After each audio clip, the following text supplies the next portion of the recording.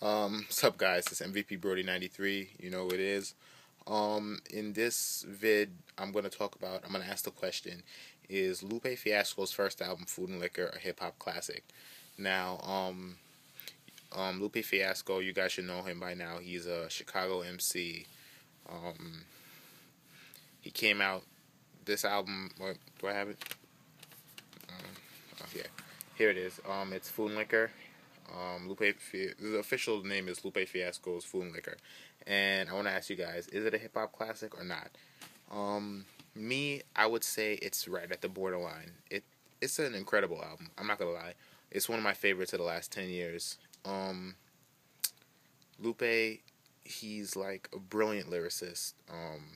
He might, to me, I think he's right there with any lyricist ever. Like, you have to really listen to his bars. Like, lyrically, his metaphors, his similes, his wordplay is like all time great. It's like right there with like the best rappers you could think of, like ever. Um, this album is just it's just great music. It has soul. It has a feeling to it. It's conscious, but it's never boring. I want to tell you who's on this. I mean, the songs like "Just Might Be Okay." That's a great song. "Kick Push" is the first song I ever heard. Not the first song. The first time I ever heard Lupe Fiasco was on Kanye West "Touch the Sky" on his Late Registration album. Once I first heard that, I was like, who's this guy that just killed Kanye on his own track? You know what I'm saying? His verse was excellent, so I checked for the album. The first song was "Kick Push," the single. People have said, and it's the first hip hop song about skateboarding. I mean, skateboarding is like the backdrop, but it's deeper metaphors than that.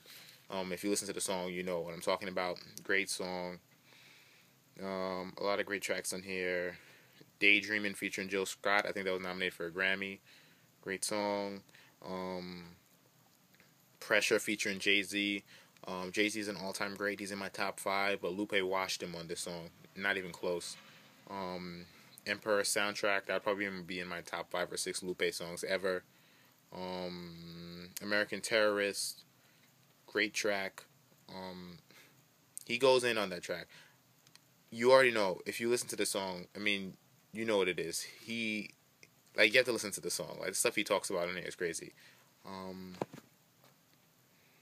"Sunshine," "Kick Push Part 2."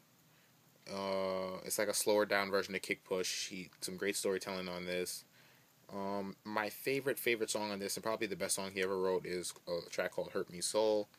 In this track, he goes on about his feelings on misogyny in rap music, how he was hypocritical of listening to it. Then he talks about like the bad things that are going on in the world. I would say "Hurt Me Soul" is a hip hop masterpiece. It's a perfect song, great concept, creative. It's one of those songs I never stop listening to. Like, you will change. "Hurt Me Soul" will make you think different about a lot of things. Let's put it like that. Overall, I would give this album maybe a 4.5 out of 5, close to a 5. The only song I don't really like is the instrumental featuring Jonah Mantranga, but overall, it's straight dopeness. The reason why I picked "Today's the Day" because I've been spinning this a lot lately. I mean, the 5th anniversary was in September, last September. I never had the chance to get the 5th anniversary edition, but I just want to ask you what you think. Is Food and Liquor a hip hop classic? Do you think it's better than The Cool, his second album? Just inbox me, comment on the page, tell me what you think, because this is a really dope album. I think it's close. I think it's one of those albums that if you say it's a classic, I might disagree with you, but I'm not gonna like get angry at you because it's right there. It's one of the best debuts of the decade. So tell me what you think.